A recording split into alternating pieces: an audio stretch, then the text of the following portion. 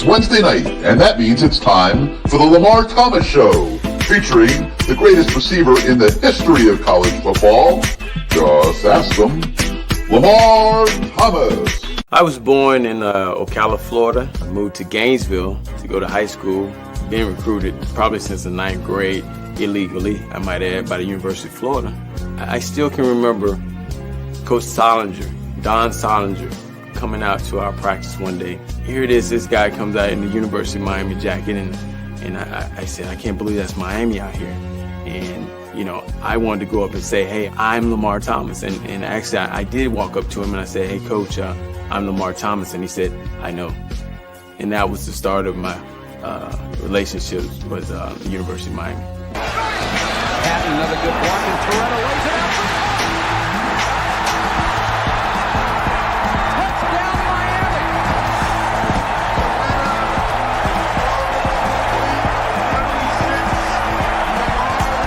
You come down here, you'll be on TV every weekend, dominating. I thought about it. I said, man, where do I sign?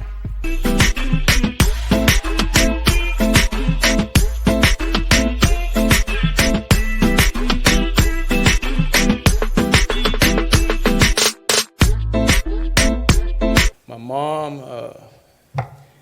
on Saturday mornings, I would wake up and she'd be holding my hand. I thought she was the weirdest lady in the world. But she was holding my hands and she would be rubbing them and saying, one day these hands are gonna make you a lot of money. She was smart.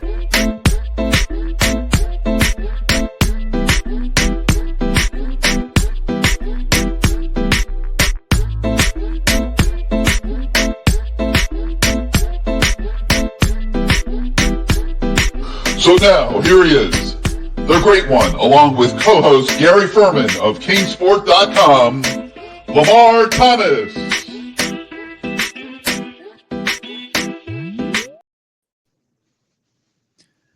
What is going on, Mr. Thomas? Hey, Gary. Hey, 2-0, baby. 2-0. 2-0. Well, it's nice to be 2-0 when we get here on a Wednesday night. Welcoming everybody to another edition of the Lamar Thomas Show.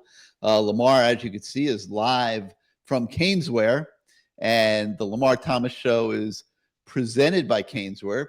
As you can see now on the bottom of your screen there, it's the ultimate headquarters for all your game day needs. You can see all the merchandise behind Lamar, and they pretty much have everything that a Canes fan could possibly want.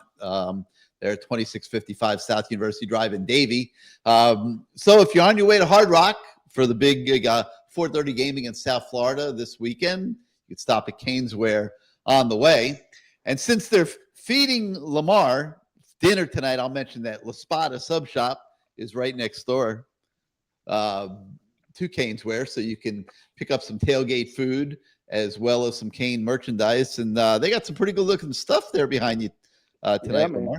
Yeah, Gary, as you said, there's so much stuff in here, man. It's packed in here like sardines. And I mean, they got a big thing this weekend. I think they got some guys coming in here. Who's coming in here, Ken? Willis McGahee and Brian McKinney coming in on Saturday.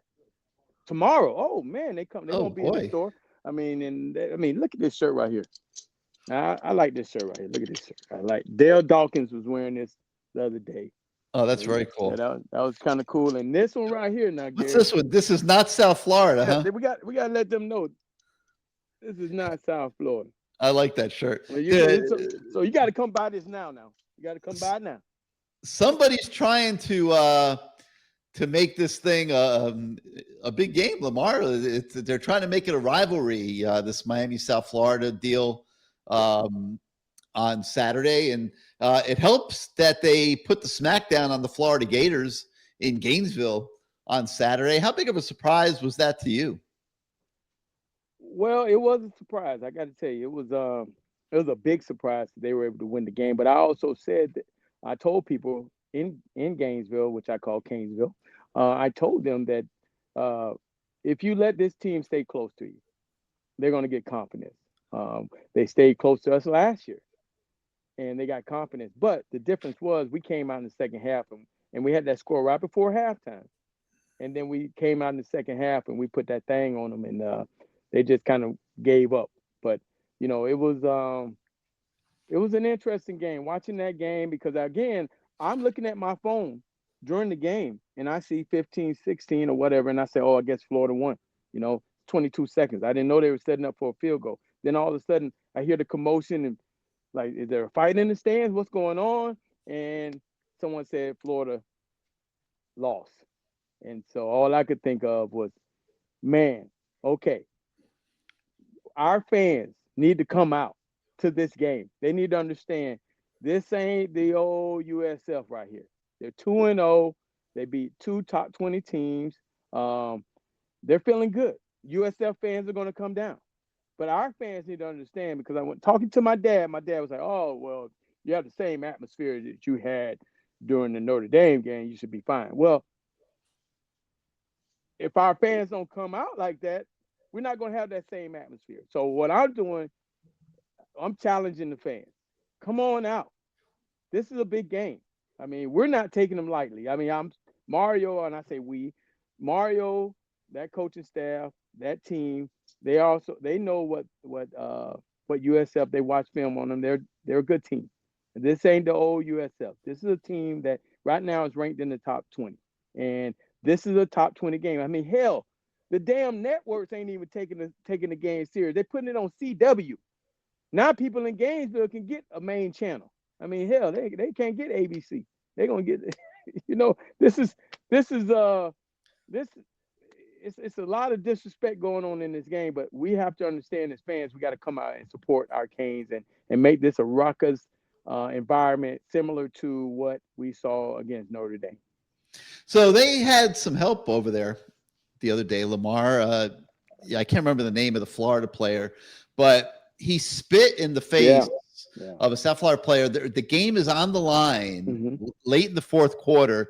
He took a 15-yard penalty that, for the most part, sealed Florida's fate in that game. I wanted to ask you a little bit about that before we get into the Miami Bethune, because you've obviously been a player, you've been a coach.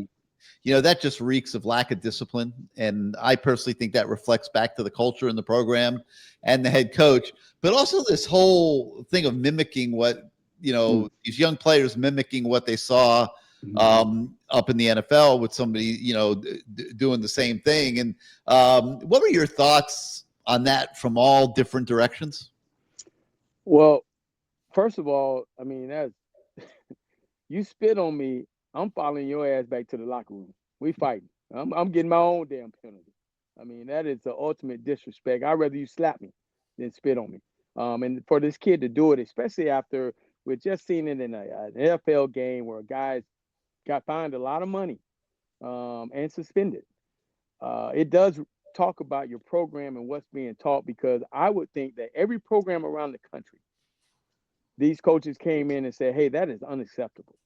That is unacceptable. I don't care how mad you get with somebody. That is truly unacceptable. And for a kid to do that in the heat of the battle, I mean, I don't know if maybe they didn't harp on it enough, because that is, I mean, that's very distasteful and it's disgusting. It really is. It reminded me of a little bit of what Jacoby George did in the Syracuse game last year when he took that penalty with Miami on the doorstep of scoring that critical touchdown late in the game that shaped the whole season. It's so selfish. And, I don't know how, as a coach, you could accept a player doing that and having such a, adverse impact on the final score of the game, on the outcome of the game, and what that means to your season. And that was kind of rough, I thought. Well, I mean, it's going to be hard for them to overcome a game that they probably, in hindsight, if some things happen their way, probably should have won, but they end up losing it, and then they have to go on the road and play an LSU team that is going to be tough to play at night, and then to come down here and play us at night. That was the game. That was the one game they should have probably penciled in and said, "Hey, we got to really do some good things in this game, and then to go out and lose that game, it's a pretty much uphill battle now for the University of Florida. The head coaches, whether it's in the middle of the year, end of the year, whatever, the head coach is probably going to lose his job after this season unless something crazy happens. And that kid will have directly contributed to that in a major way. And I don't know, man. But Gary, to be honest with you, was he walking away with 20 million, 30 million? I mean, sometimes to lose a job in that case, it's not that big of a deal. It's not that big a deal. It's not that bad of a deal, Gary. I might have paid a kid to spit on somebody if I know I'm gonna get 30 million. Right, and not have to work anymore. Yeah, I see Ed Orgeron bouncing around here in South Florida, coming out to Miami practices and stuff. He doesn't look too upset. They gave him, I think, $18 million to leave LSU. Yes.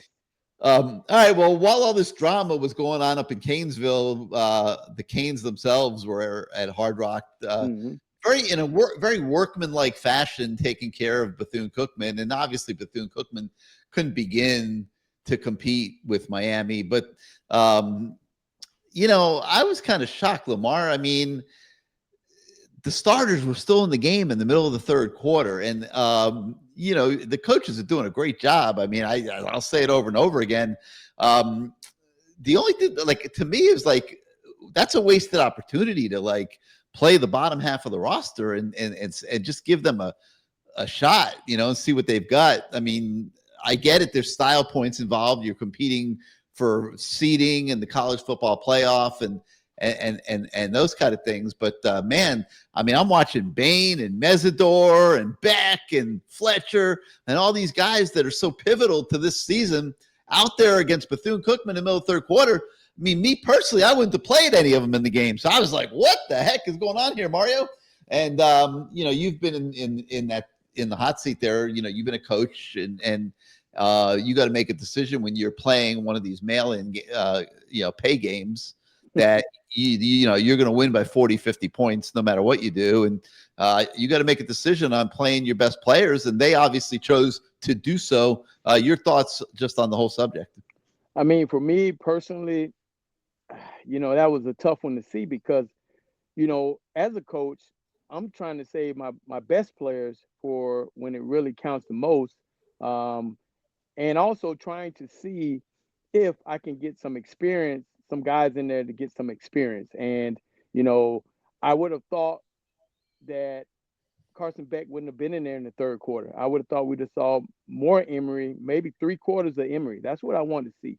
I want to see some young guys I had not seen against Bethune-Cookman to play some meaningful minutes. I think they played maybe a quarter and a half, but I want to see them play more than that. But, remember last year, I think it was last year when Cam Ward was in there and he dove for a touchdown against Bethune. And I remember holding my breath because I was like, no, Cam, don't die. We need you.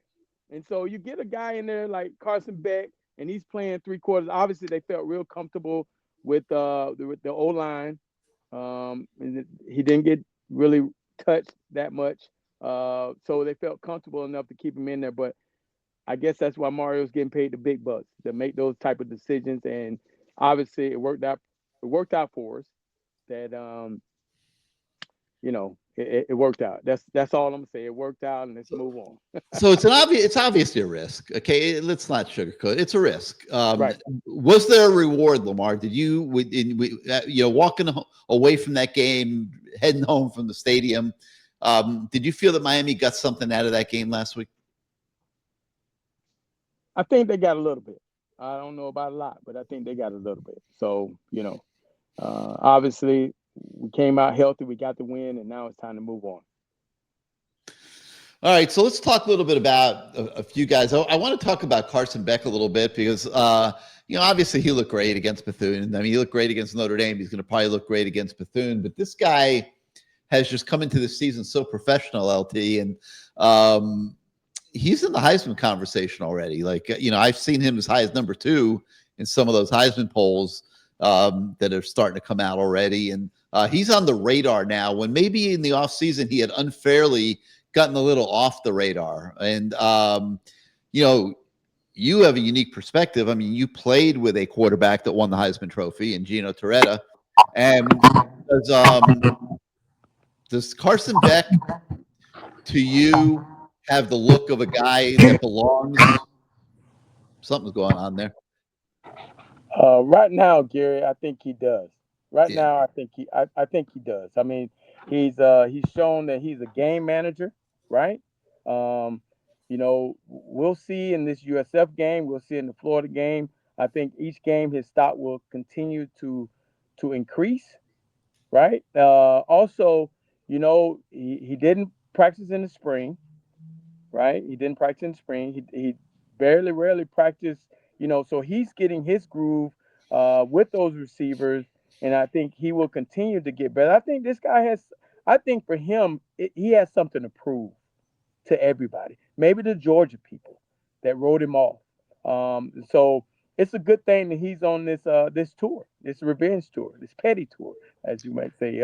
He looks good. He looks like a true game manager, and he's made all the right throws so far. I mean, we got a little lucky with the one touchdown, great catch, but he's made all the right throws so far. He seems to like the ball's always in the right spot for. You okay with your audio? There's something crazy going on there.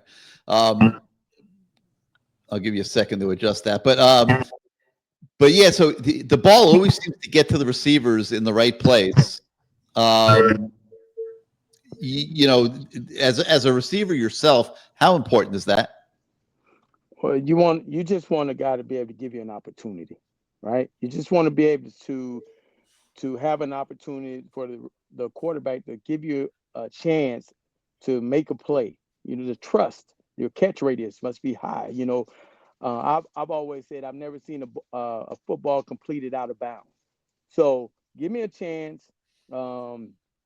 Keep it in bounds. Let me go up and make a play for you, and everything should work out. And that's all the whole trust issue between quarterback and receiver, and a lot of that is on Greentree. You gotta be able to see it in practice. Bobby Petrino would say, if I don't see it work in practice, I'm not calling it in the game. There's no way I'm going to call it in the game. And that's important because that's confidence. That's confidence between the quarterback, the receiver, the O-line, everybody, to know that this play is going to work because we're able to complete it in practice. Benzo Kane says that Carson Beck looks like he's having fun out there playing football for the Canes. That's why he believes that Miami has a chance to go all the way. He does look like he's having fun. I mean, I totally agree with you, Benzo. And that's important for a guy that ended last year with some adversity in the injury and enough disappointment that he left the University of Georgia and went into the transfer portal and ended up in Miami. And had everything been hunky-dory at Georgia, that probably doesn't happen, right, Lamar? So it's significant that he looks happy and that those are the vibes that we're getting. Being on the sideline and being around those guys, man, you're right. He looks like he's into it. I was a little worried about, a guy coming from that program coming here, how he was going to mesh or gel with the guys after Cam Ward had been there. And I mean, he's on the sideline. Those guys are standing around him. He's chopping it up with them, and he's into the game. That's not the Carson Beck that I saw at the latter part at Georgia, that last year at Georgia. It didn't look the same. It looks like a re-energized Carson Beck that has a lot to prove to the naysayers, and I like it so far. Matthew Morgan's telling me to relax. I saw that. He's commenting on what we were talking about a moment ago about the starters being in a game till the middle of the third. Okay, you're right. They only did have 4 series in the first half. The clock was moving like crazy in that game. But, I would just say, first of all, I'm totally chill, okay? I am not uptight at all about anything right now. I'm happy with the way the team has showed up for the season. I think they're going to slap South Florida all over the place on Saturday. I like the trajectory that things are going. I think the game in Tallahassee is going to be tougher than some people think it's going to be, but I'm expecting a tough one there. But I'm like totally chill, LT. Like, do I seem uptight to you? Do I need to relax? I mean, I'm as relaxed as could be, man. No, you good, Gary. I mean, I'm just more concerned with can people hear me or not? That's I'm seeing some of the comments where they're saying I sounded muffled. So I think that's the biggest concern that I have right now. You don't seem like you're rattled, Gary. Yeah, no, I'm good.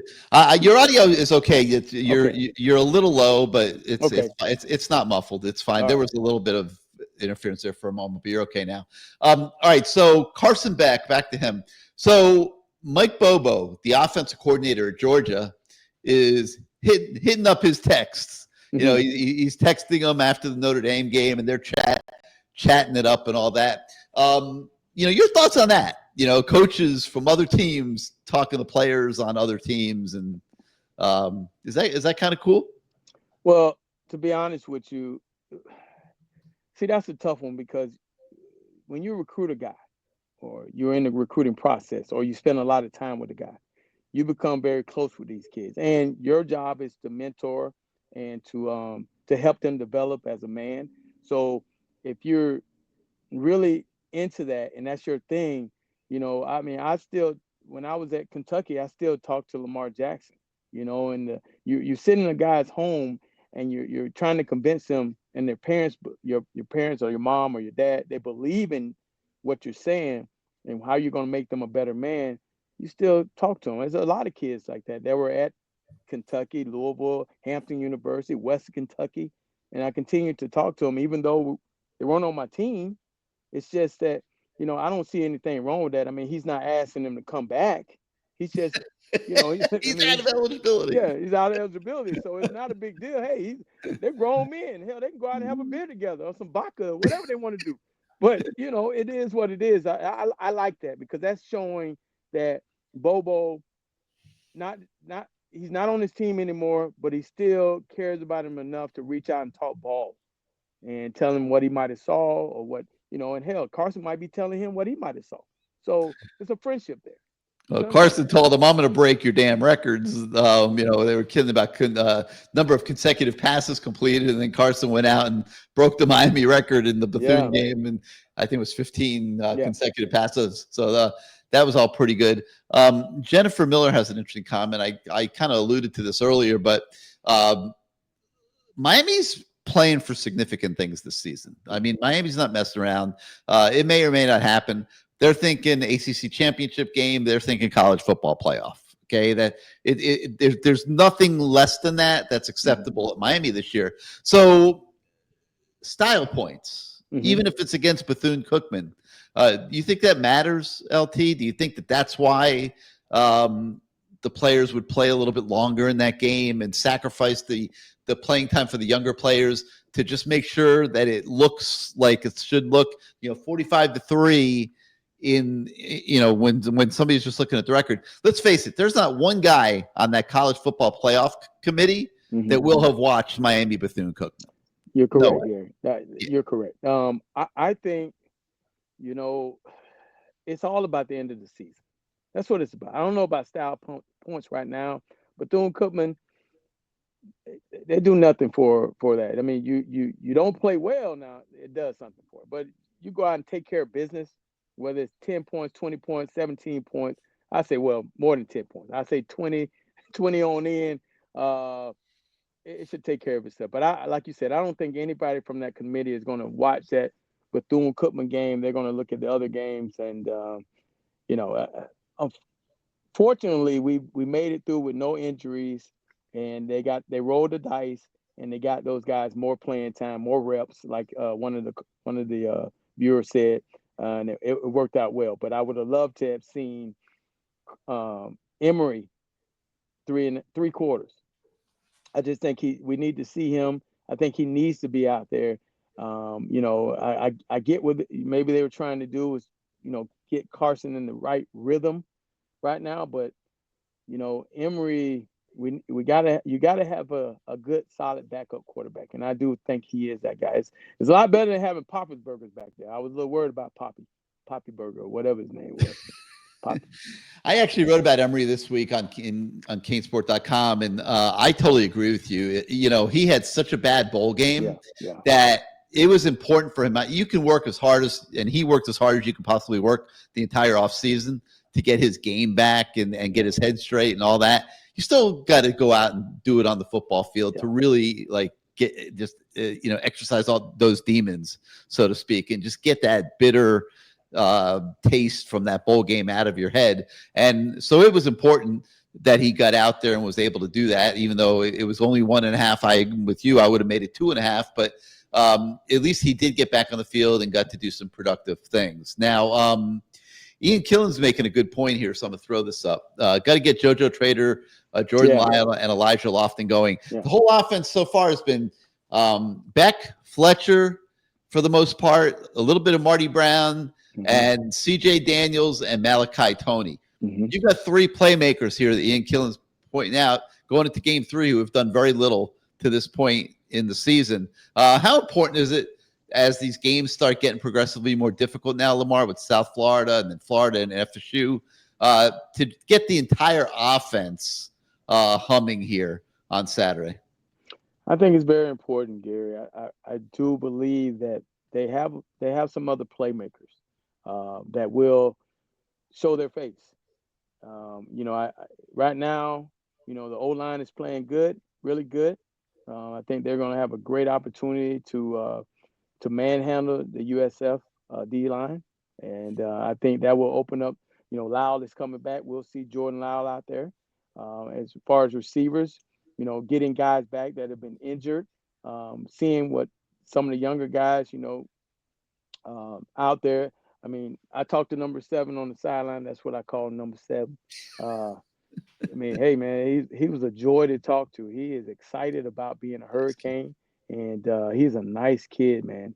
It was surreal to talk to him because I was standing there behind him, and I'm not Michael Irvin, so why are you gonna talk to me?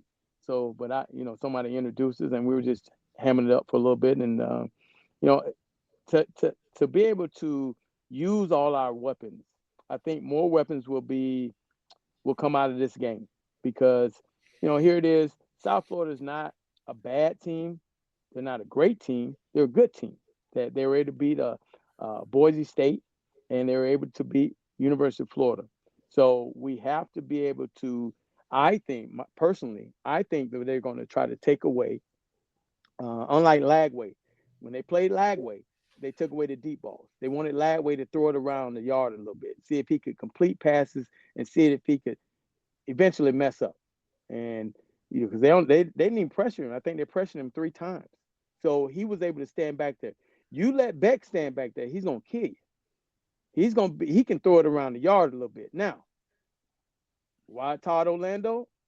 Hey, maybe you should pack the box because you got big number 4 Fletcher coming downhill, and you're gonna put a safety in that box, he's gonna get a headache. He might want to wear 2 helmets, 2 of them double helmets, because Fletcher coming downhill at you. Okay? Now, on the outside, you go you want to see what we got. We want to see what we got. 1-on-1 outside. Let's see if, we got some guys. We gotta see if they can make some plays. That might be the game plan, but if they go out there with the same game plan they had against the University of Florida, Beck is gonna kill him. He's gonna sit back there and untouched with that O-line we have. He is one of the best, if not the best, quarterbacks in the country when he is not pressured. The stats in his career prove that. He's only gotten into trouble last year when the O-line wasn't as good and they put pressure on him. If he's got protection, he's a pretty damn good quarterback. So, I mean, they're not great at pressuring the quarterback at South Florida. It's one of the variables of this game for everybody to think about. Wait. Let's give a shout out. We got to give a shout out to our guys at USF. DVD. He's a online. I watched it about 30 times. DVD and those guys coming down at the press box, celebrating at UL. DVD, that shit ain't happening not in our place. You ain't gonna be cornerbacks coach. Yeah, you might not make it down there talking about celebrating. You might get choked out, boy. You might, hey, I love you, DVD, but not in our house. And then you got the D-line coach, Kevin Patrick. Yeah. D-line coach. I think they're going to be a little undersized. I think our O-line should be able to do some great things against them in the run game. They're going to have to stack the box because their D-line, you got defensive ends, 250, 260, whatever. You got 300-pounder. We got a bunch of big guys. And I think our O-line is playing very well right now, and they'll be able to slip off and get to the linebackers. They're going to have to add people in the box. And that's where the one-on-one throws, we're going to have to see if our guys could beat one-on-one coverage. That's what I believe Todd Orlando, that's their defensive coordinator, is going to try to do. So Panhandle Cane's looking at your T-shirt that says Green Tree Made, and he's saying, LT, Green Tree might have made you, but the Rathskeller made me. And for those that don't know, the Rathskeller is the campus bar at the Student Union. It used to be a standalone building. Now it's part of the Student Union. But LT, I imagine you made your way at some point to the Rathskeller. Yeah, I had a couple Miller Lights, I think, in the Rathskeller. They had some fun nights in the Rathskeller. But the new Rathskeller, woo! Nice. If you haven't been down to that campus lately, boy, you go to that Rathskeller, I would have stayed in that thing. Boy, that thing is nice. They got the outside swinging chairs. You think about football players, we would have been sitting in them chairs down there asleep between classes. That thing is nice. But yeah, that Rathskeller, I saw that comment. I wasn't gonna touch it, but yeah, I'll touch it. Panhandle, you got nothing on Lamar, trust me. I spent a little time in that Rathskeller, looking down, because they had the upstairs, downstairs, looking down. Hey, fun times. You mentioned Mark Fletcher, and he's running downhill, and King talks about how hungry that the team looks and playing with a chip on their shoulder and so forth and so on. But Mark Fletcher has really started out this year well. I think he's averaging about 5.9 yards a carry, and he does get downhill very, very quickly. And obviously he's caught your eye with the way he's running the football. Yeah, he's running hard, man. And he is. What I do like is the way they're playing these guys. He's not out there 30, touching the ball 30 times. 15, I think it was at one game, the Notre Dame game. And then, now with Lau coming back, those guys are going to split. With that O-line and the way they playing, you're keeping those guys fresh. And Mark, let me tell you something. The way you should do it, you bring Fletcher in that fourth quarter when they're just wearing them down with that O-line, and he's running that thing hard. Safeties are making business decisions where they want to try to put their head down and tackle this guy. I mean, he is exploding through the hole right now. I wouldn't say it's night and day, because he ran the ball hard last year, but he's running with an extra little something. And to be down there and watch him run that ball, man, he is not stopping for nobody. Yeah, and they're using him just the right amount. He had 15 carries against Notre Dame. He had 11 the other day against Bethune. That's all you want Mark Fletcher to do. Like, you don't want to go 20, 25 with him. He's been nicked up several times in his football career, and you want to keep that guy healthy and fresh. And I love the way that they're using Mark Fletcher. There's no doubt about it in my mind. Dolph and Derek wants you to talk about this year's wide receivers compared to last year's. I'm going to mention that in a few minutes we're going to be joined by Roscoe Parrish, the great former Hurricane, and he'll be joining us here in a few minutes. But when I watch Malachi Toney, okay, the first thing that comes to my mind is Roscoe Parrish. And I say, my God, this kid is just like Roscoe Parrish was. Smaller receiver, but knows how to get open and get and the thing that strikes me about Malachi Toney is that first step of his is unbelievable. And he is gone. By the time the defensive back figures out where he's going, he is gone to that open spot on the football field. And he's obviously off to a flying start. But in your mind, this year's receivers compared to last year, obviously Restrepo's out, Jacoby George is out, Sam Brown is out. Now CJ Daniels is in, Malachi Toney is in, Joshua Moore is in. You got a whole new crew, but the production seems to be at worst the same so far, Lamar.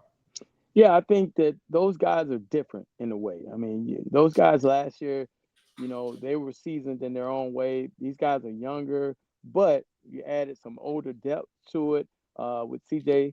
Um, it, so far, so good. I mean, I haven't still seen that one-on-one down the field like Jacoby, but I'm sure we'll get to see something like that similar by somebody this weekend. Um, and a guy that can beat one-on-one coverage, and Malachi is doing his thing inside. And like you said, it kind of reminds me of Roscoe Parrish when he was playing the game. You got Joshua Moore. He's a big target. I talked to him after the game, and he just wants to be great, man. He wants to be great, and I keep telling him, man, you're a freshman. It's okay. It's okay. You're okay, man. You're out there as a freshman, a true freshman. Take your time, embrace the moment, just play ball, man. You're a good player. Don't get all flustered by a drop or that's okay. It's gonna happen. You're a freshman. You're okay. The bigger games are coming, and to see those guys do their thing, it's a different group. But again, I think they bring their own little spin to it when you also have a veteran quarterback.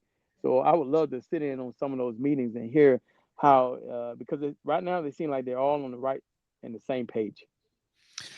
So I mentioned Roscoe Parrish a minute ago and the similarities that we're seeing in the game of Malachi Toney, and Roscoe's with us now in the lobby, so I'm going to bring him on the show. And Roscoe, welcome to the Lamar Thomas Show. We were just talking about you and how I feel like I'm watching Roscoe Parrish all over again in the emergence of this young buck, Malachi Toney, a game very similar to what I remember yours being for all those years at the U. And I wonder if you had the same thoughts when you've seen the start that he's had to the season. Wow. How you doing? How you doing? Lamar, what's going on, man? How you doing, Mr. Parrish, the playmaker? That's it. Hey, man. Hey, I gotta tell you this, man. I enjoyed watching you play. I was a big fan of yours. Um, yeah, Malachi Toney is out there doing it, but man, he got a long way to go before you get to what you were doing out there, man. Man, you made a lot of great catches at the University of Miami. A lot of great catches, man. You're one of those playmakers. I've always said it as a receiver coach, a little guy, okay, a little guy, and you're a small guy. You gotta be accurate to throw to a little guy, right? No, not in your case. You had a large catch radius for a little dude, and that's what you want as a quarterback. Because again, sometimes it's hard to hit that little guy across the middle, but it Right. didn't matter to you. I saw you made some great catches where you actually made the quarterback. Some of his errant throws look good, and that says a lot about what type of player you were when you were at the University of Miami, for sure. Appreciate it. I appreciate that a lot. Coming from you, OG, that 3-6 was major out there when I was in high school.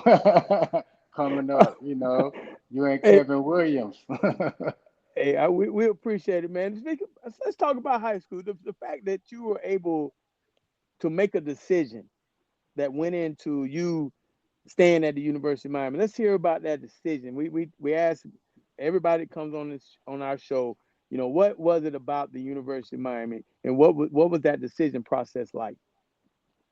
Wow, good question. But for me, I'm a Miami kid first. I know that. And I also grew up in Coconut Grove, which is Hmm. 10 minutes away from Yep. University of Miami. Me and Frank Gore, and just being so close to a Power 5 university and Hmm. just it was tangible Hmm. for myself. Just like I also mentioned yourself, like watching the national championship games and seeing you at your celebration game and just Kevin Williams with that 5-1 and a continuation with just Santana Moss and Reggie Wayne and me and Andre Johnson went to the same high school Hmm. and just being around the guys and it was just so close and it felt like home, Hmm. respectfully. Wow. I mean, the fact that you and Dre, same high school. Um, how many other guys from Miami came in that year that you came in? Ah, I love our class. I love our class. Rest in peace. Just Sean Taylor. First and Mm-hmm. foremost is Mm-hmm. his athleticism, like offensive, defense, special teams. He was just a highlight of our class, just being who what he represented. Mm-hmm. And then you had guys like Intrero, Frank Mm-hmm. Gore, Marcus Maxey, and Kelly Winslow, Kelly Jennings, myself. You also had Orion Harris, Javon Nat, and the list go on and on. Leon Williams, Mashintosh, the linebacker. And we had like 24 recruited that year, players, and we were close. It was a brotherhood for us. Mm-hmm. Mm-hmm. And that would just make football just in a whole and just make us all prosper. Just the competitiveness of it and the nature of everything. When you got to the University of Miami, because we all have it. It was that moment where you said, "Damn, uh, Yeah. uh, damn, am I good enough?" You had that moment, and what was that moment for you where you said, "Damn, am I good enough?" And then there was that moment where you said, "Oh yeah, I belong." Oof. Yeah. The competitiveness. Yeah. So, When you get to a point, if you get hurt, it's your fault because the next man up is just as ooh, bad to hurt. That's ooh, pressure right there. yeah. That's where you don't want to go to the training room. So don't suck it up. But respectfully, it's just the respectful we had for one another. And we always out there for one common goal is win a national championship, which I was fortunate to experience. Mm-hmm. And just being around the guys and just knowing what we stand for, the tradition, and I feel like right now for Mario Cristobal, just to be around it, and it was tangible with him as well. He was the tight end coach Mm-hmm. at the time when I was there. He actually, and he was there before me as well, but just diving in my present time when I was there at the moment, he was the tight end coach, and Mm-hmm. he understand the tradition. Mm-hmm. And for me myself, just to be a part of it, and today still operating in the brotherhood when we see one another, it's a great experience. And just to have a national championship ring on top of that as well. That's always a positive. That's a major key.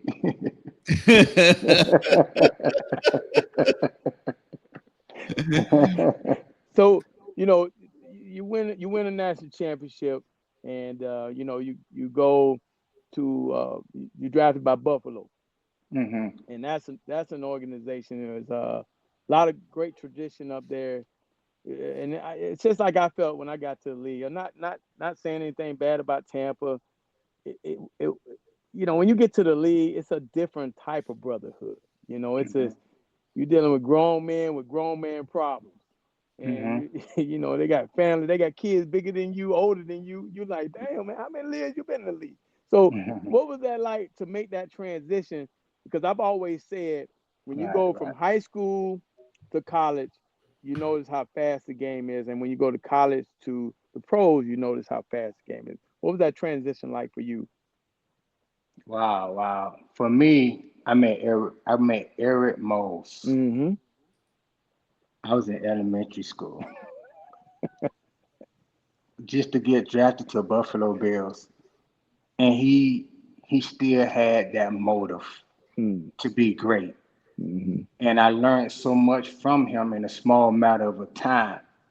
And just encountering Andre Johnson, Curtis Johnson, all the Mm-hmm. information I was soaking up. And Curtis Johnson, my receiver coach at the Mm-hmm. University of One Miami. of the best to Uh, do it too. One of the you best to feel do it. me? Yes, yes, yes, yes. And Andre Johnson being he my goat of all time, respectfully. And leaving University of Miami with just at that time we just had so many guys at their position being the best Mm-hmm. and translating over competitively to the NFL and meeting Eric Moe, and it was like, oh yeah, he athletic, he the one. you know, it's for me that was an honor because I was in elementary school watching him at that time. So for me, the speed of game coming from University of Miami when we was rolling, I won't say it was. I gotta respect the NFL because that was our dream, but we was rolling, and that same beat. But it was the personnel of like Aaron Mose. That's Aaron Mose right there for me, going to Buffalo Bills at the time, and it was just it was living a kid living a dream, coming from Coconut Grove and just living my dream. You know, you talk about the speed too. The practices in that team were similar or even harsher than the next level. Yeah, You yeah. know, it was almost like you get to the league, you're like, dang, y'all don't practice as hard as we practiced in college because it was like competitive. It was like you said, next man up. You know, Yes. it was that thing where you had to come every day to get better, and Mhm. you better because that guy behind you is chomping at the bit. You know, so Mhm. to go to the league, I felt even in Tampa, I was like, man, this is kind of easy. This ain't the same as UM, you know. So Yeah. I get what you're saying, man. I truly do. So, just having said that, just respectfully, just one-on-ones was something I was looking forward to. Mm-hmm. Just being like they call us receivers, they call us divas, Yeah. So so for myself, it was one-on-ones. Like it gave us as receivers to show our skill set when we Right. running routes. Yes. So the transition for me was more so just one-on-ones and seeing the speed of the game based on who defended me. Mm, I get it. Yeah. Okay. Okay. Yeah. Yeah. I mean, that. There's a lot to say to be said for that. I mean, it's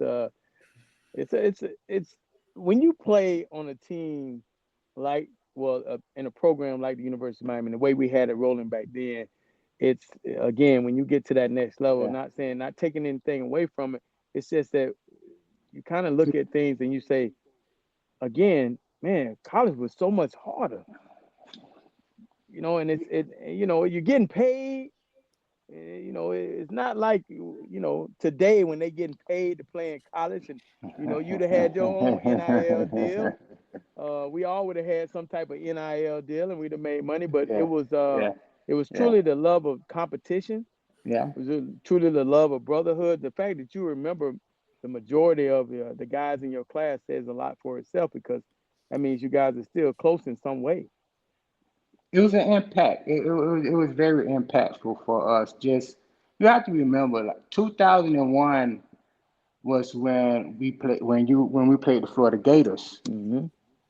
and and we should have been in national championship that Washington game, Mm-hmm. and so I was part of that recruiting class coming up, and happened that it's like okay, we got to win it, and for us, we was coming in on a number one team, number two, number three at the time. So we had to be impactful and had that state of mind when we had leaders like Air Reed Mm-hmm. leading the pack. And it's like, don't let the next man down type mentality. Yeah. Yeah. And that was the era which, Mario Cristobal, he aware of, and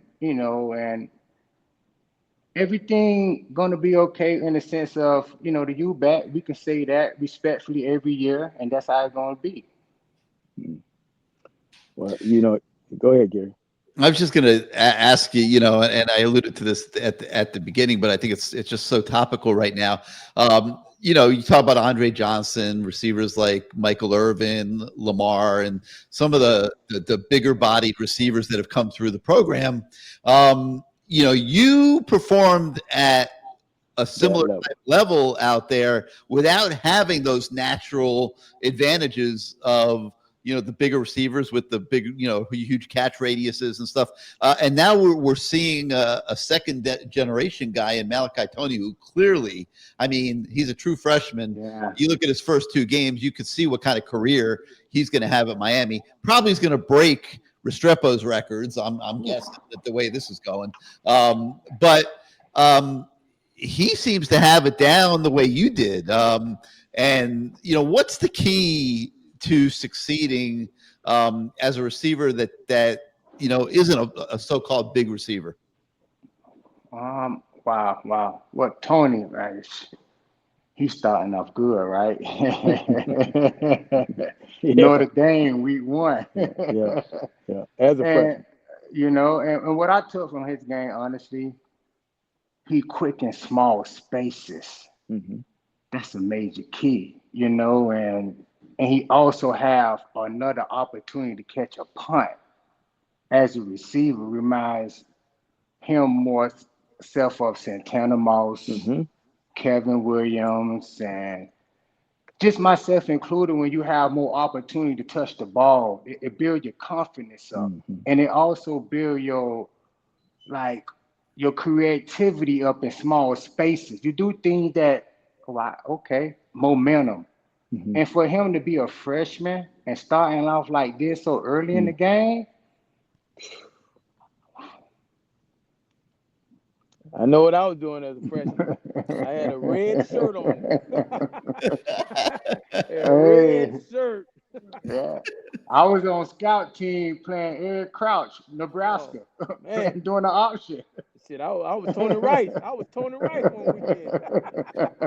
I mean, people don't realize how amazing what this kid is doing. It is. I mean, you're so right. Yeah. Like, you don't just walk out on the football field, the first game of your life in college, and be the go-to guy that the coordinator is drawing plays up for. Yeah. And he's very humble, and he conducted himself very well. And for him to get so much play early says a lot about his talent. And I also heard that he reclassified early or something. I don't know. And for me to hear all this, it just he should be time. We can start throwing up our U's now, Yeah, he should be a senior in high school right now. Absolutely should be a senior in high school. Because it's all the skill positions is in our backyard. Yeah. It's a Miami kid. He's strong. He's and the thing that I'm enjoying hearing is how much he studies the game, how much he's into the game, how much he's, as a freshman, one of the last ones to leave the building. As a freshman, you really don't I can look back on my time as a freshman, and you probably can too. You don't know what's really going on. You kind of leaving when everybody else leaving. Yeah. But you stand back and you're asking the quarterback questions, and you're getting a one-on-one with the quarterback, the starting quarterback, who has a lot of experience. Yes. That says a lot, man. That says a lot. I agree. That says a lot. So Roscoe, man, what last week we were supposed to have him on the show last week, but you had something big. How did last week go? How did it go last week? Last week went well. Check you out. Last week was a nice, everyday slow motion but in motion, Just enjoyed time with my wife, and we had a few events that we had to attend to, but everything went well on that standpoint, and then it was a victory week. We beat Notre Dame that week as well too, Don't forget about that, No, I ain't gonna forget about that. Forget about that. No, the fact you had a great time with your wife, and that's what life is about. A lot of people are asking, what are you, I'm looking at some of the comments. They want to know what you're doing. I know he was celebrating with his wife last week. Check you out, and I got a few little calls here and there, but what we talking about?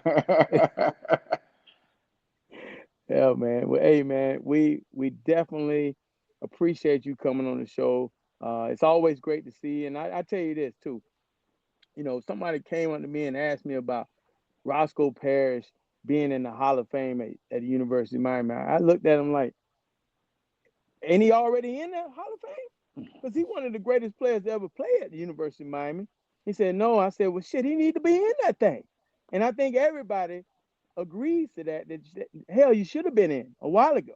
So let's get Roscoe Parrish into the Hall of Fame. I'm telling it right now on our show. Roscoe Parrish deserves to be in the Hall of Fame. And if you going in the Hall of Fame, I'm gonna come and watch. I'm gonna come and sit in the audience. I don't go back to a lot of that shit, but I'll come and sit and Check watch. you out. I got my ring. It took too damn long for me to get it, but I will come back and I would definitely sit in there when you get your ring and be clapping because you deserve to be in the Hall of Fame. You're one of the greatest players. You won the GOATs. You won the GOATs from the University of Miami and from the hometown. You from here, and that means a lot to the people in South Florida. So, man, we definitely appreciate you coming on the show, man. Can't wait to see you again.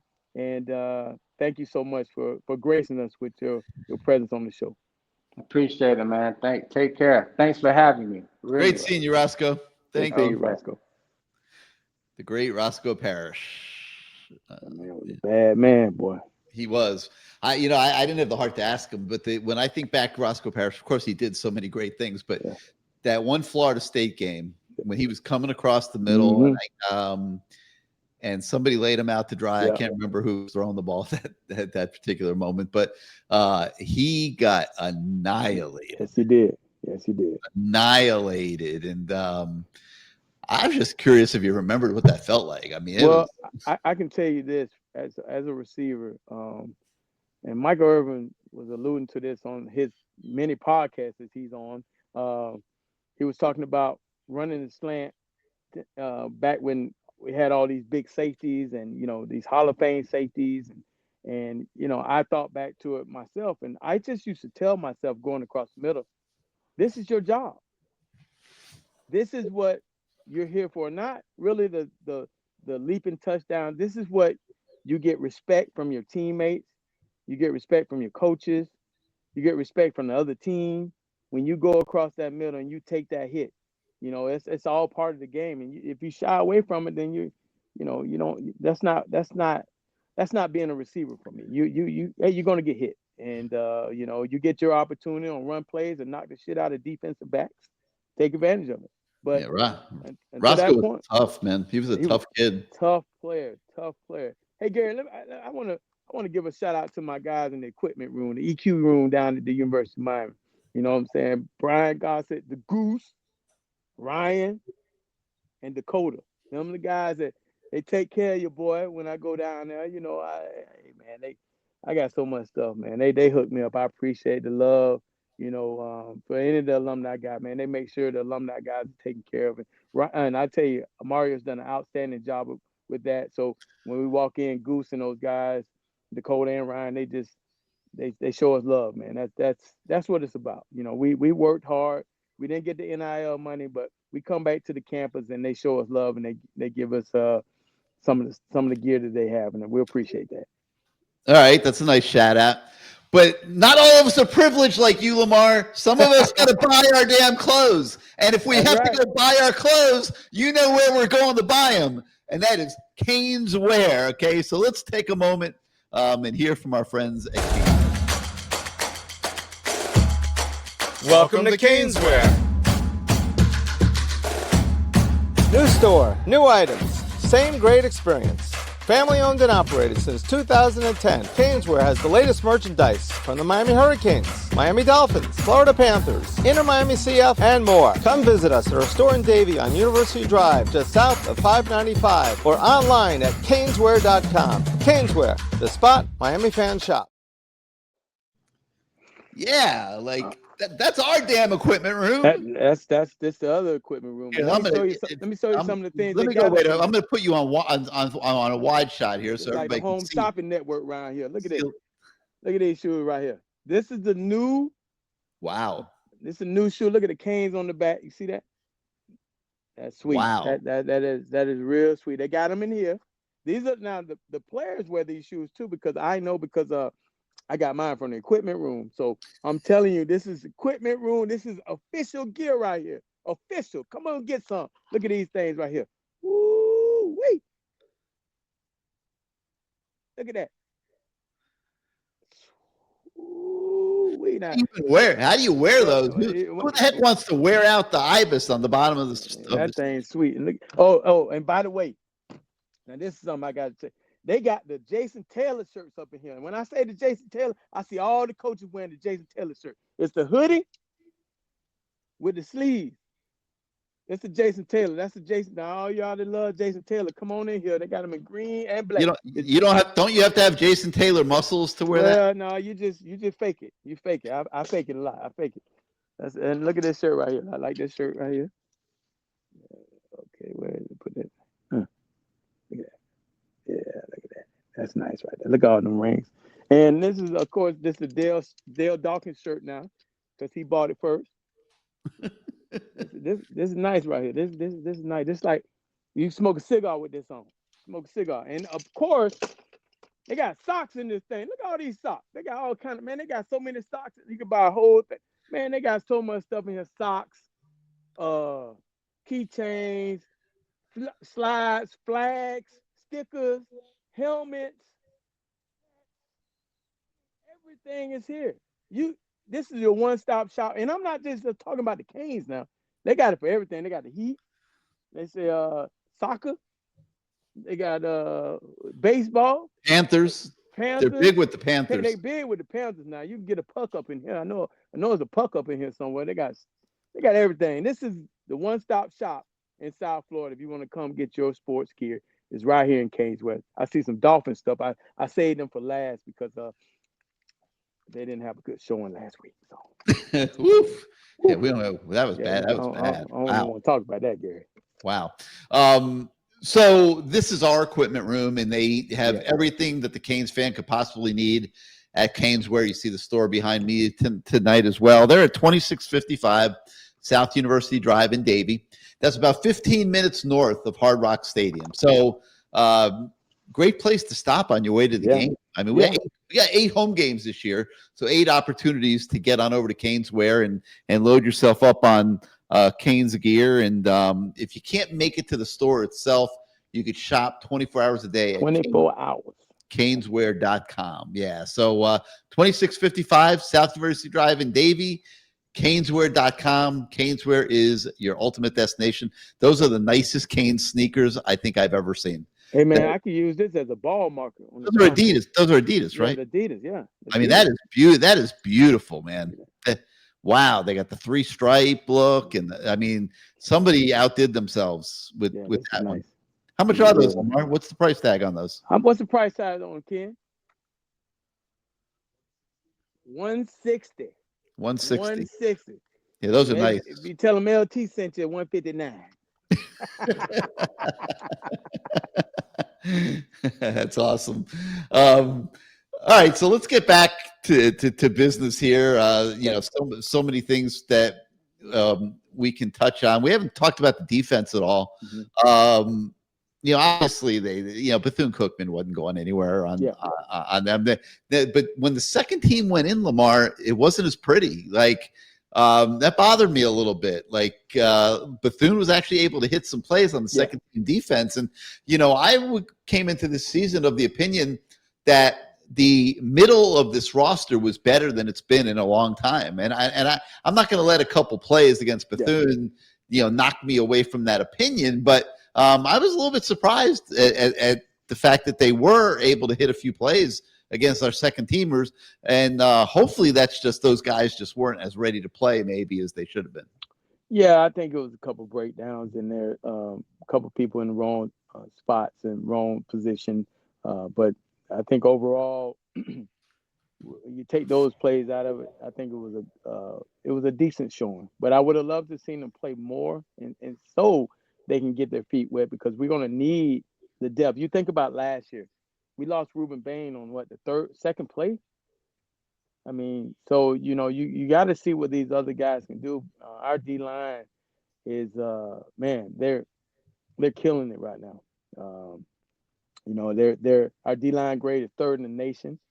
Our run defense grade is 2nd in the nation. Our pass rush grade is 7th in the nation. And Byron Brown, he's going to be in trouble. I really believe. Now, Notre Dame had their quarterback ran the ball a couple of times, and even Bethune had a run but that was on the second group.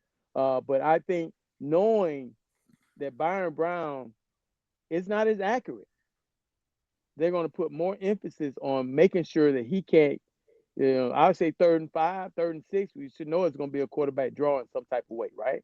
And make him make throws.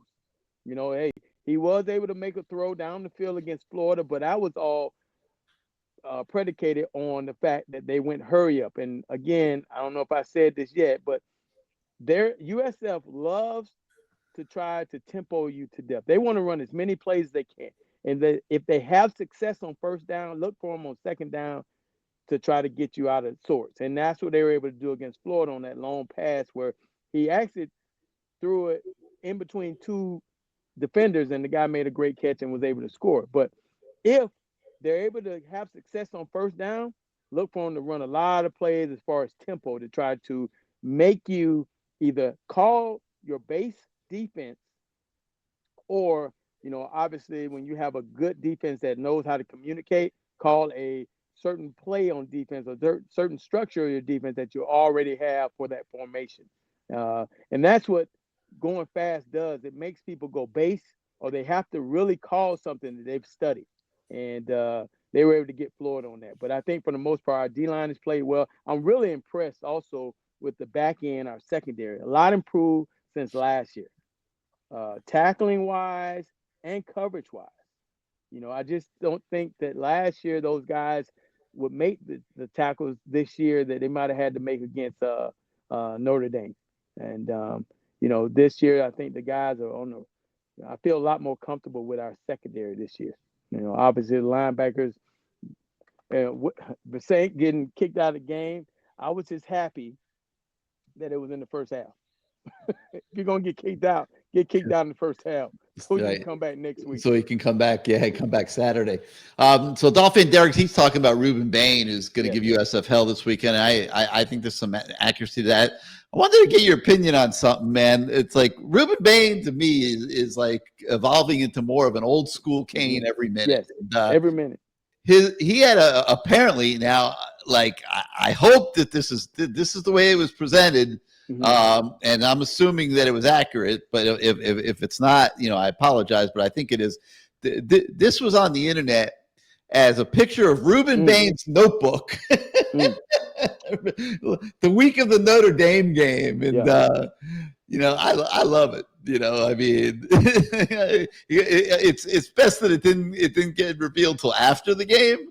But Lamar, this is the kind of stuff that we would have seen back in your day. Oh yeah, no doubt. I mean, I had stuff on there about every player, stuff that I could use against them in the game, their mama's names, their sisters' names, and all kind of stuff, their brothers' names, what high school they went to. I just had little notes that I would take on each player. But I love the fact that if that is really what he had in this notebook, that's telling me that I knew he would have a good game. And he did have a good game against Notre Dame. That means he was single-minded against Notre Dame. And, I see Dolphin Derek saying Bain and Mesidor, man, they look good. That whole pass rush where you have Mesidor, Bain, Lightfoot, and there's one more. Who else comes in? There's one more guy that comes in. That speed on third down.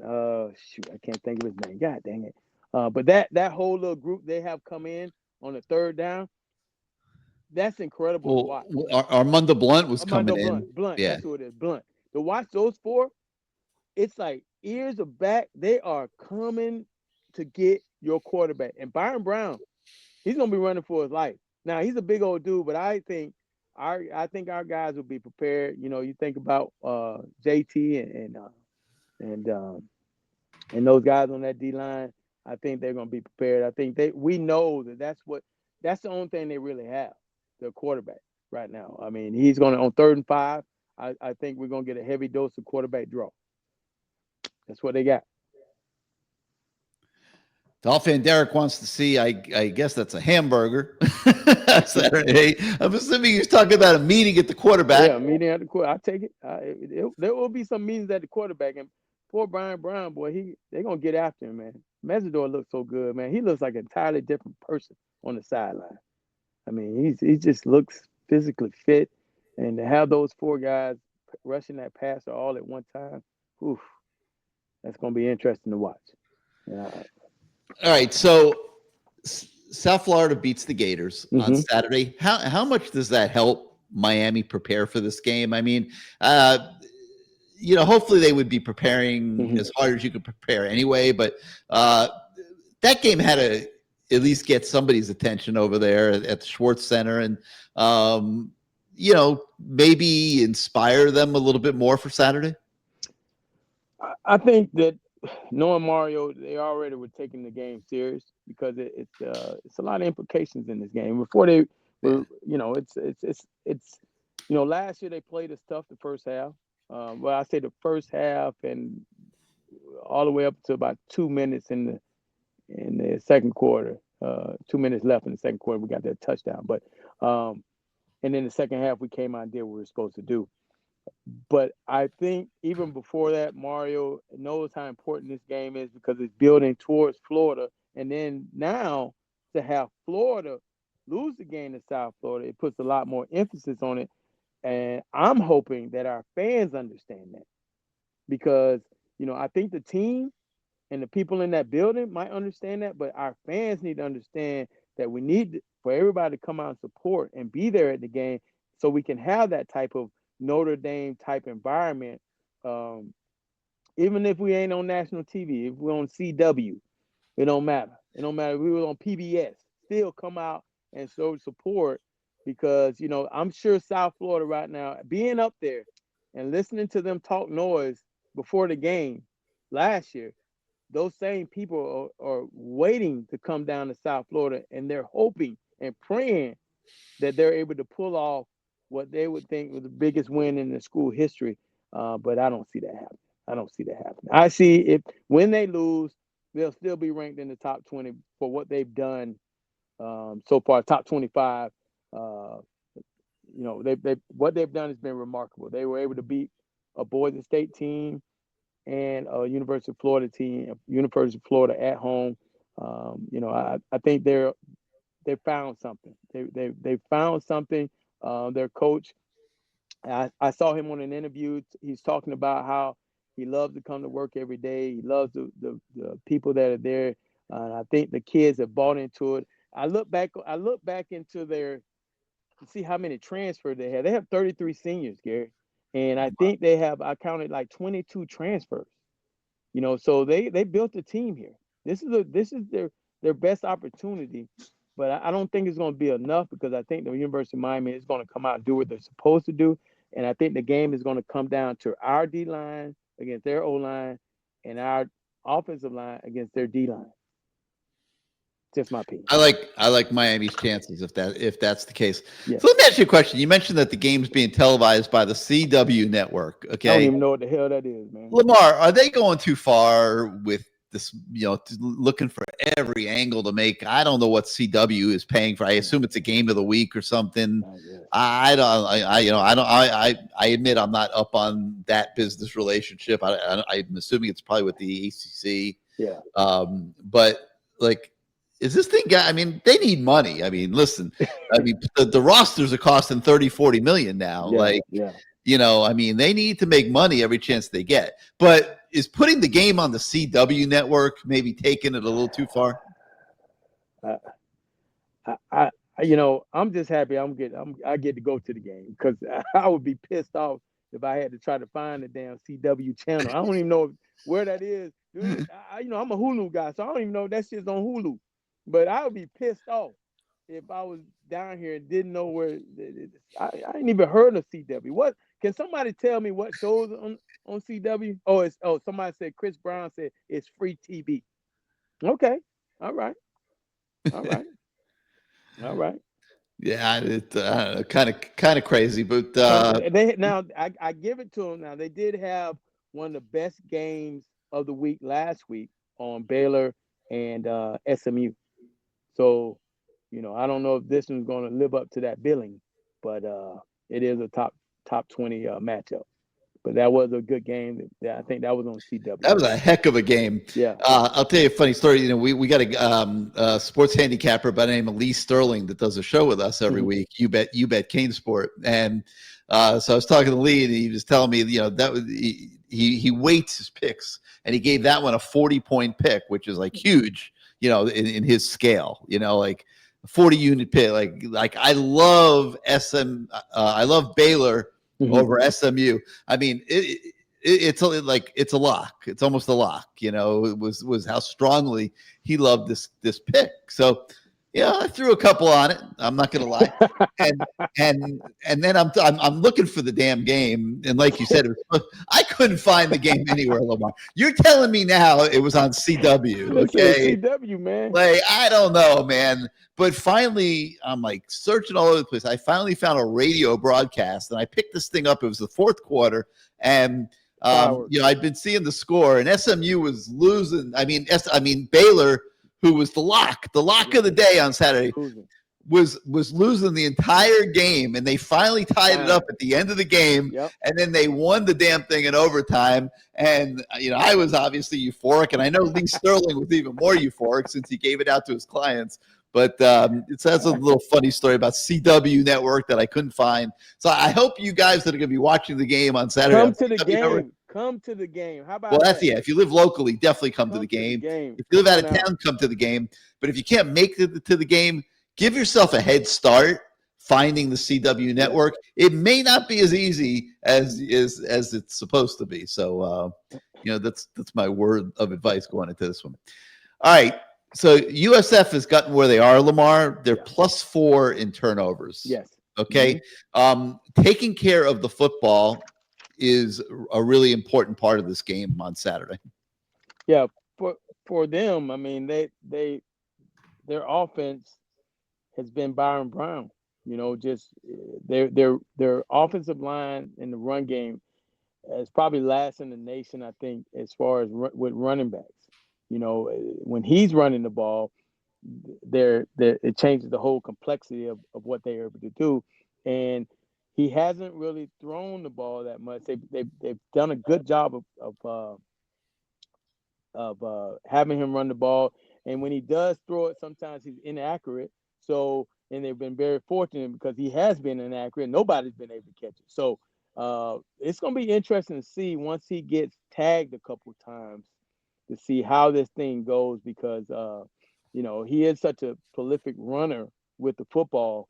He's going to have to add some, you know, I think that our guys in the secondary should be able to handle, and we'll see, should be able to handle USF's wide receivers. We'll see what happens there. I know last year they had some really good receivers. This year is yet to be seen. So, a little subplot. There's a guy named Todd Orlando. He's the defense coordinator for South Florida. When Mario, must be 2015? I'm trying to think how many years it would be. Like 12, probably about 16 years ago or something. That Mario was the head coach at FIU. Todd Orlando was his defensive coordinator, and he was a young up and coming coach back then. And I'm kind of surprised that he and Mario haven't reunited at any point along the way. Is, you know, especially when it's come a couple of these defensive coordinators that, you know, worked under Mario here lately, didn't quite get the job done. He seems to have found a really good one now. Well, hold on, Gary. Now I got to tell you, I'm surprised he still got a job because hell, he was giving up 403. Todd Orlando, 436 yards. He was 113th 2 years ago. Last year, they were giving up 436 yards, 0.9, and they were 96 in total defense. So that's why Mario ain't rung his phone up. Shit, we might well stay with the other dude.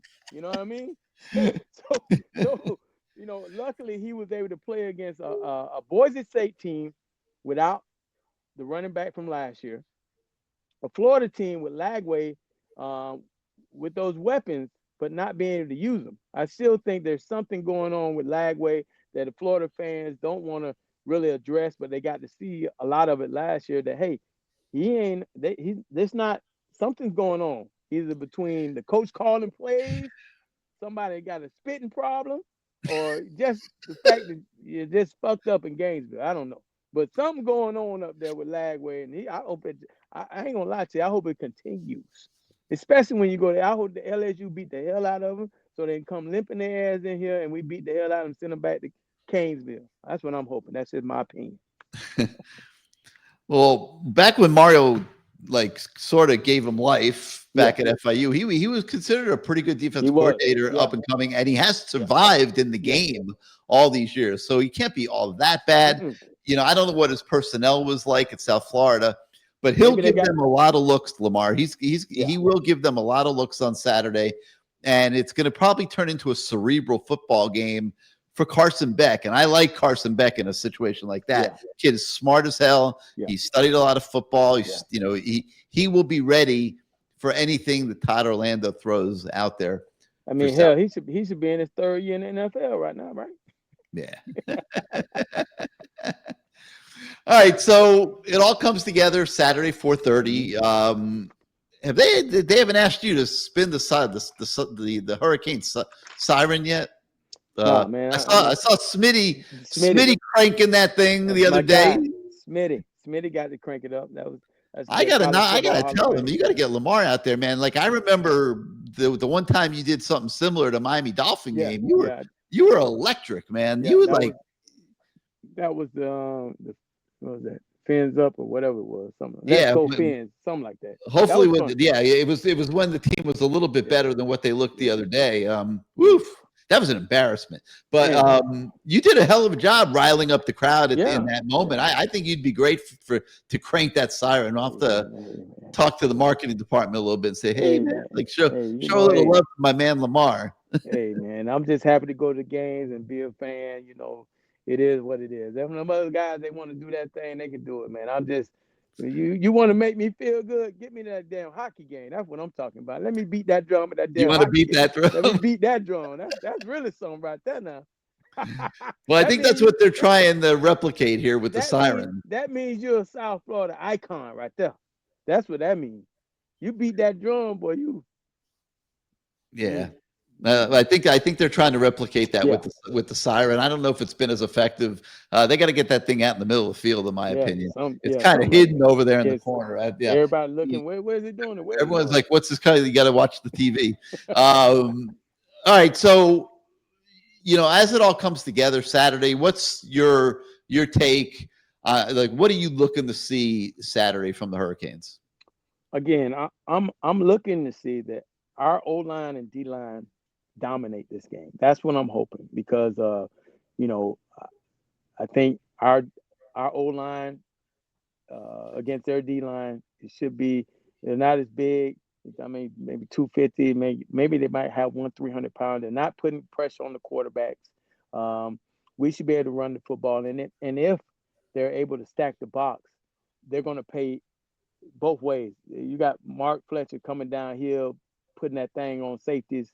They're going to think twice. They're going to have to make business decisions. And on the outside, you mess around with Malachi Tony and number 7, and all these guys that are coming that now are full strength, even Josh Moore getting his opportunity, I think we'll be able to beat one-on-one coverage.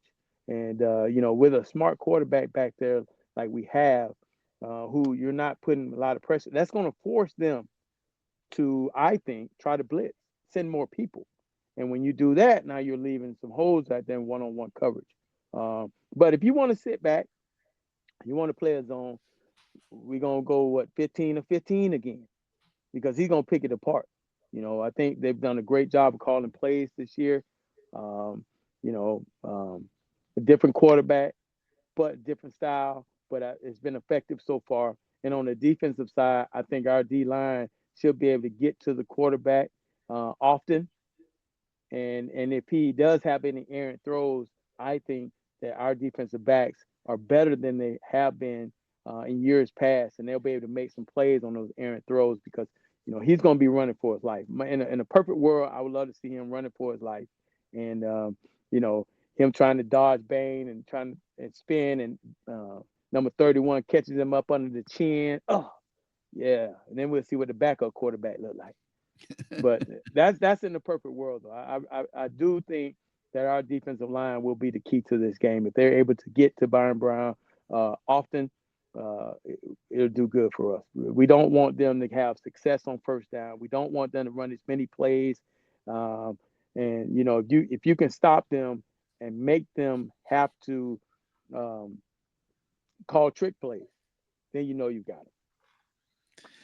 A hidden factor in this game, and I'm looking forward here. I want to pull it up to talk about it a little bit. But a hidden element in this game is the success that Coach Heatherman has had in stopping quarterbacks that run. And his defense last year at Minnesota, they just to give you an idea, they played UNC. Max Johnson had 10 yards rushing. They played Rhode Island.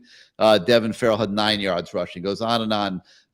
Nevada, Brendan Lewis, a quarterback that had 775 rushing yards and 8 touchdowns on the season, only gained -1 yard against Corey Heatherman's defense. Okay, and it goes on and on. There's no quarterback the entire season that had more than 31 rushing yards against Corey Heatherman's defense in Minnesota last year.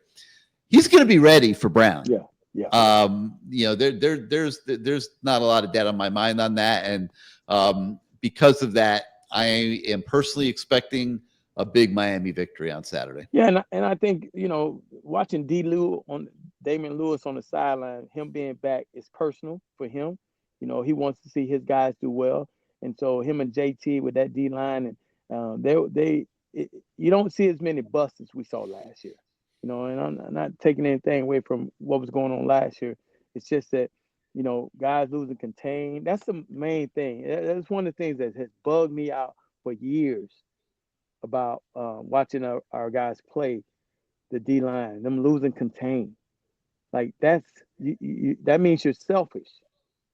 You got to do your job, force them back inside. And I think these guys are trusting each other now and saying, okay, I know my job is to stay upfield. I'm going to force him back to Mesidor or somebody else. And I like that because they're staying within their game plan. And that's so many years I've been so frustrated watching a guy get outside the pocket and complete a pass downfield, i.e. Georgia Tech.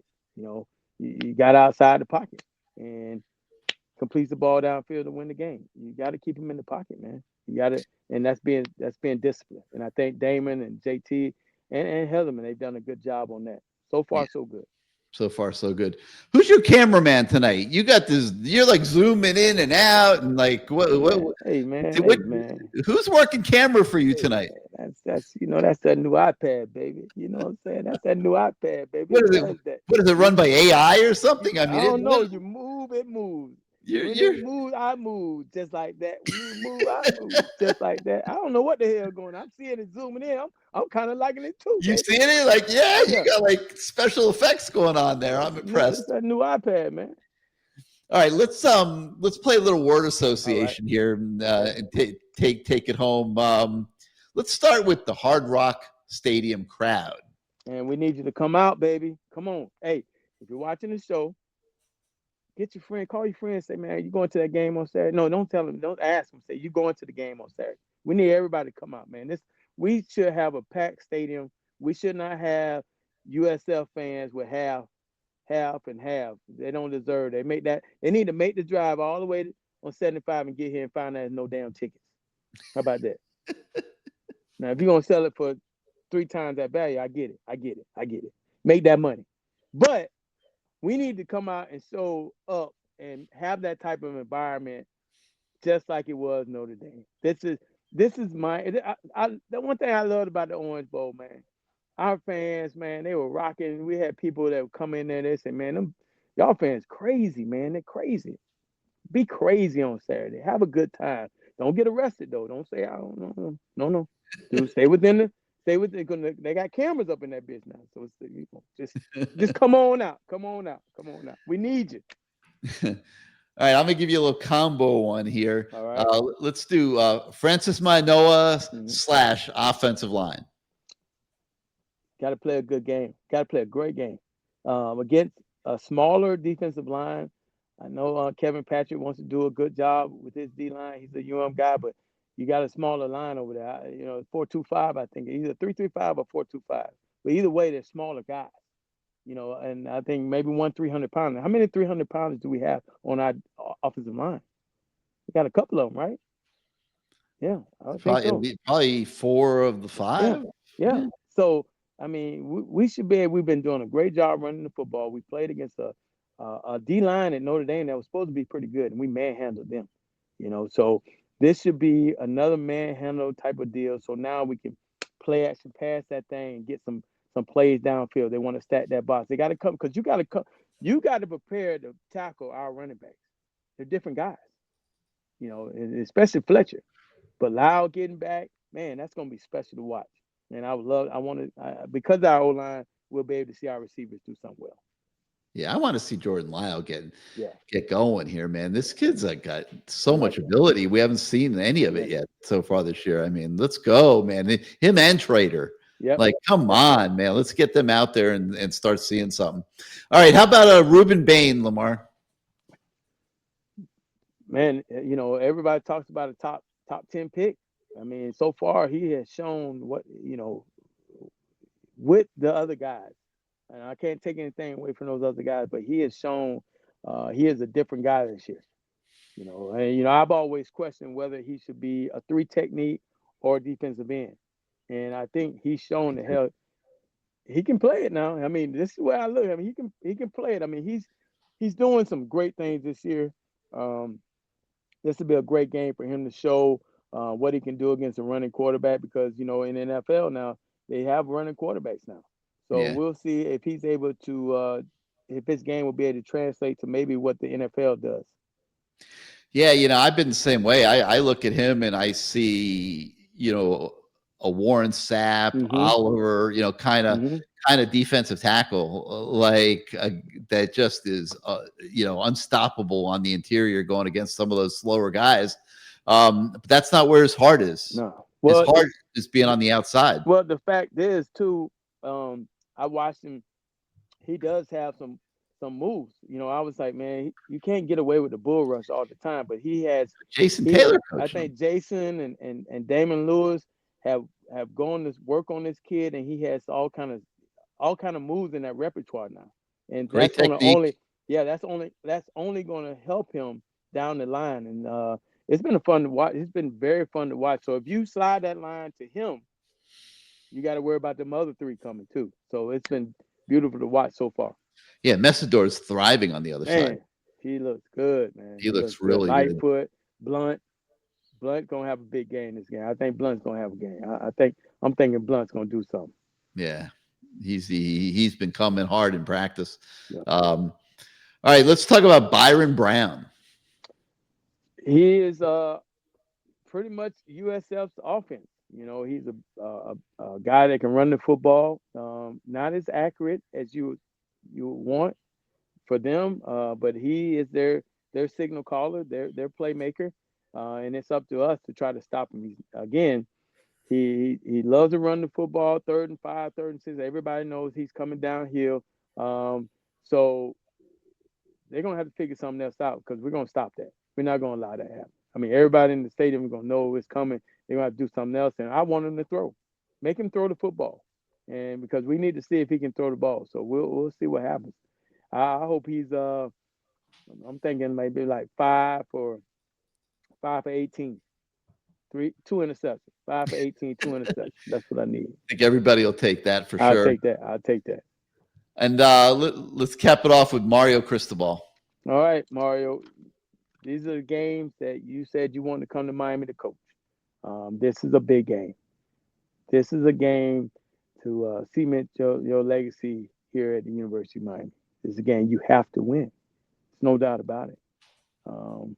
Because we looked at this game when you're looking at the schedule, South Florida builds up to Florida. Well, guess what? It didn't happen that way.